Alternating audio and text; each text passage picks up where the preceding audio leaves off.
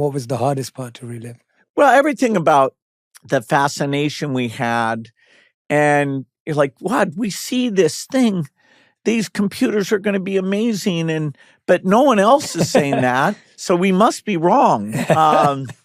That's crazy. And that contradiction. So Paul, actually, I helped him get a job out in Boston so he could be out there and bugging me that, okay, should we go build a company? And then finally, when this kit computer, which is so limited, but it's the beginning of the revolution, when that comes out, then, Paul's argument we should go and do something, he wins, because we don't want to be left behind. We want to be there from the very beginning. And then we meet a few people, although it was still a very small movement. We meet other people like Steve Wozniak, Steve Jobs, who also, have been infected with this idea of, okay, we're on to something that is going to be huge. That part, I mean, the research that you did to find in this book, every time I was reading, I was just like, how do you have so much detail? I was really blown away by the level of detail,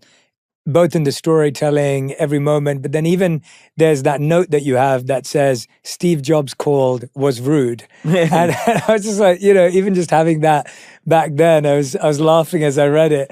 And I was wondering, like, I feel like as from the outside, and naturally, and you talk about this later on in the book, how we see people as this like slither of who they are, and people have a public profile and that becomes their brand. And if you look at it from the outside, you see Steve Jobs and yourself having this competition, envy, jealousy, kind of like arch rival, nemesis kind of portrayal. What was it actually like? Because in the book, it comes across much more inviting than that, as opposed to this kind of harsh rivalry.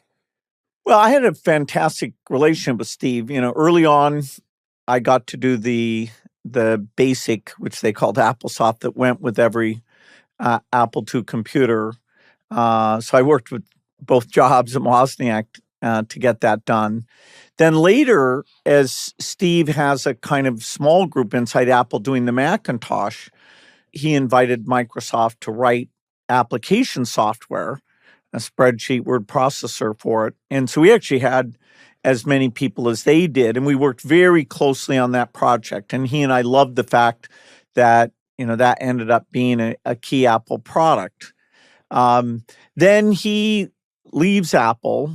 I talked to him about Next, but I never thought that computer would do that well, so he was disappointed.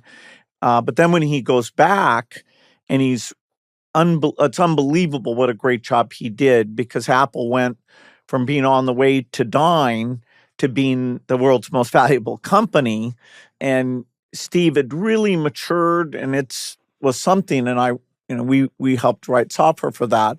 Then later, when Steve is sick, we had about 5 different conversations where we got to talk about kids and, had computers done well, and, where he was pretty thoughtful.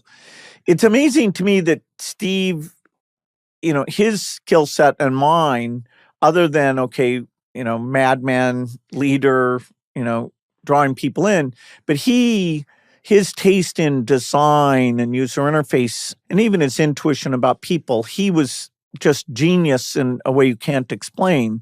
He didn't look at code and write code, whereas, my thing is, hey, I'm an engineer, here's the code.